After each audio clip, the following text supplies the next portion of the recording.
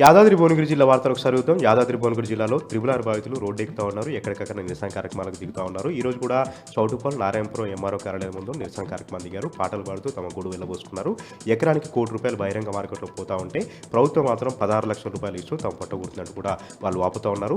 ఎన్నికల హామీలో భాగంగా రేవంత్ రెడ్డి తమ వద్దకు వచ్చి ఓట్లు అడిగారు. తమకు అన్ని విధాలుగా న్యాయం చేస్తామని చెప్పారు. తీరా అధికారంలోకి వచ్చిన తర్వాత తమను ఎవరు కూడా పట్టించుకోవట్లేదంటూ కూడా త్రిబుల్ ఆర్ బాధితులు వాపోతా ఉన్నారు. తమ పట్టగొడుతూ ఉన్నారు. తమ పిల్లలు పట్టగొడుతూ ఉన్నారు.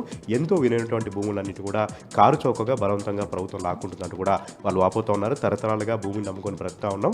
రీజనల్ రింగ్ రోడ్డు పేరుతో తమను బలవంతంగా భూములు లాక్కుంటున్నారు. తమకు చెడు చేస్తూ ఉన్నారు. తమకు నష్టం చేస్తున్నారంటూ కూడా వాళ్ళు వాపోవడం జరిగింది. ఇప్పటికైనా సరే ప్రభుత్వం మానవత్వ దృక్పథంతో సరైనటువంటి నష్టపరిహారం అందించాలి. లేదంటే భూమికి భూమి అయినా సరే తమకు ఇచ్చి తమను ఆదుకోవాలంటూ కూడా త్రిబుల్ ఆర్ బాధితులు ఘంటాపథంగా డిమాండ్ చేస్తూ ఉన్నారు. సూర్యాపేట జిల్లా వార్తలు ఒకసారి చూద్దాం. సూర్యాపేట జిల్లా వ్యాప్తంగా యూరియా కష్టాలు తీవ్రమవుతా ఉన్నాయి. ఈరోజు కూడా యూరియా కోసం సూర్యాపేట, తుంగతుర్తి, దామరచర్ల, అదేవిధంగా నేరేడ్చర్ల మండల కేంద్రంలో ఎక్కడికక్కడ రైతులు రోడ్డుకి నిరసన కార్యక్రమాలు దిగారు.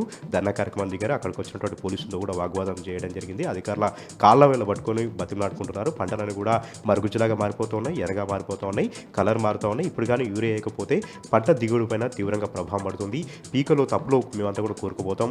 లక్షల రూపాయల పెట్టుబడులు పెట్టి ఇప్పుడు యూరియా వేయకపోతే తమ పంట పొలాల పరిస్థితి అంటూ కూడా వాళ్ళు వాపోతున్నారు, ప్రశ్నిస్తూ ఉన్నారు. ఎక్కడికి వెళ్ళినా కూడా యూరియా కష్టాలు రైతులు వెంటాడుతున్నటువంటి పరిస్థితి సూర్యాపేట జిల్లా వ్యాప్తంగా కూడా నెలకొంది. ఇంత యూరియా దొరక్క రైతన్నలు ఇబ్బంది పడుతూ ఉంటే ఏ ఒక్క మంత్రి పట్టించుకోవట్లేడు, ఏ ఒక్క ఎమ్మెల్యే పట్టించుకోవట్లేడు. ఎమ్మెల్యేలు కంటికి కూడా కనపడలేదంటూ కూడా రైతన్నలు ఆగ్రహం వ్యక్తం చేస్తూ ఉన్నారు.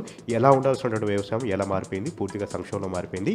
10 ఏళ్ల బీఆర్ఎస్ పార్టీ ప్రభుత్వంలో ఈ రోజు కూడా యూరియా కోసం మేము లైన్లో నిలబడలేదు, చెప్పులు లైన్లో పెట్టలేదు. కానీ మాయదారి కాంగ్రెస్ పార్టీ ప్రభుత్వం వచ్చిన తర్వాత తమ కష్టాలు ఎక్కువైపోయి యూరియా కూడా దొరకట్లేదు.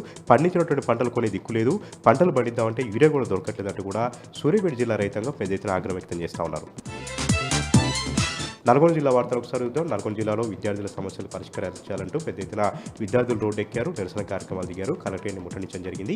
పెండింగ్లో ఉన్నటువంటి స్కాలర్షిప్లు విడుదల చేయాలని, అదేవిధంగా రియంబర్స్మెంట్ని విడుదల చేయాలంటూ, కాస్మెటిక్ ఛార్జీలు విడుదల చేయాలంటూ పెద్ద ఎత్తున విద్యార్థులు నిరసన కార్యక్రమాలు దిగి నిరసన ర్యాలీ కూడా చేయడం జరిగింది.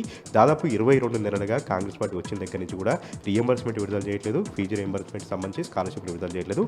₹6,000 కోట్ల పెండింగ్ బకాయిలు ఉన్నాయి. దీంతో ప్రైవేట్ కాలేజీలను కూడా విద్యార్థుల్ని వేధిస్తూ ఉన్నారు. పరీక్షలు రాయనట్లేదు.